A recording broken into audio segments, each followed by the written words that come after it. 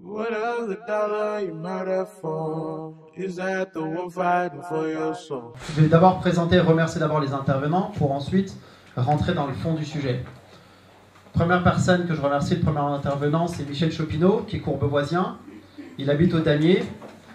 Il est membre du syndicat, du conseil syndical des Damiers à la Défense Sud. Donc on peut l'applaudir. Merci beaucoup, Jean-Michel.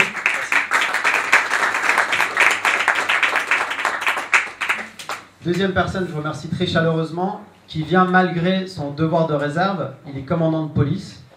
Non des moindres, il est surtout secrétaire national d'un syndicat qui est assez puissant en France. Il se fait souvent entendre.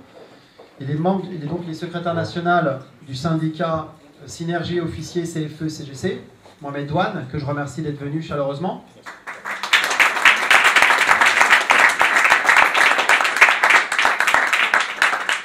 Monsieur le commandant de police, Mohamed Douane, est doublement intéressant pour le débat de ce soir, puisque premièrement, il a fait 2 livres, il a publié 2 ouvrages sur la délinquance des mineurs, donc c'est un sujet qui nous préoccupe tous, et surtout le sujet sur les tabous de la police, car chacun a des devoirs, mais aussi des responsabilités, même si chacun, voilà, comme on le répète souvent sous le ministre Nicolas Sarkozy, qui le répétait si souvent lui-même, des devoirs et des obligations pour chacun de nous tous. Nous sommes tous citoyens.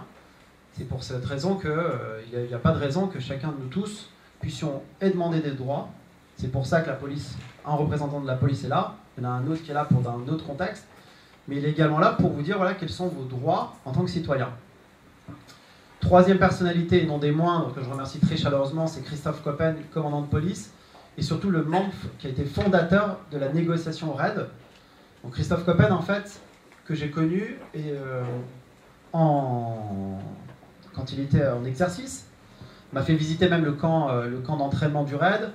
C'est quelqu'un qui a fait plus de 300 interventions, si je ne m'abuse, voilà, plus de 350.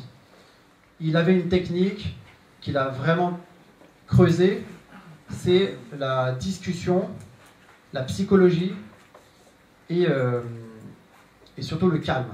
Ce qui n'est pas le cas de moi et d'autres personnes, en tout cas. Je ne pourrais jamais être négociateur au RAID, mais bon, je m'en suis fait une raison. Donc on le remercie chaleureusement d'être venu. Merci pour ça.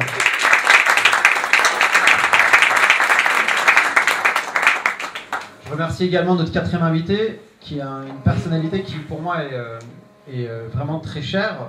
C'est quelqu'un, avec son association Innocence en danger, qui est très influente, puisqu'ils ont démantelé plus de 200 circuits de pédophiles dans le monde.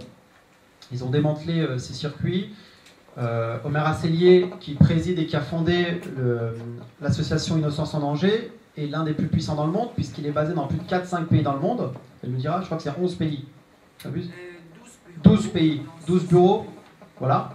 Et puis, donc, elle va vous dire, en fait, quelle est cette forme de délinquance, cette criminalité qui se développe sur Internet. C'est surtout adressé notamment, bien évidemment, aux plus jeunes, mais également surtout aux parents que vous êtes et aux grands-parents. C'est un sujet qui nous préoccupe tous, cette nouvelle forme de délinquance et de criminalité. Donc merci Omera pour ta présence.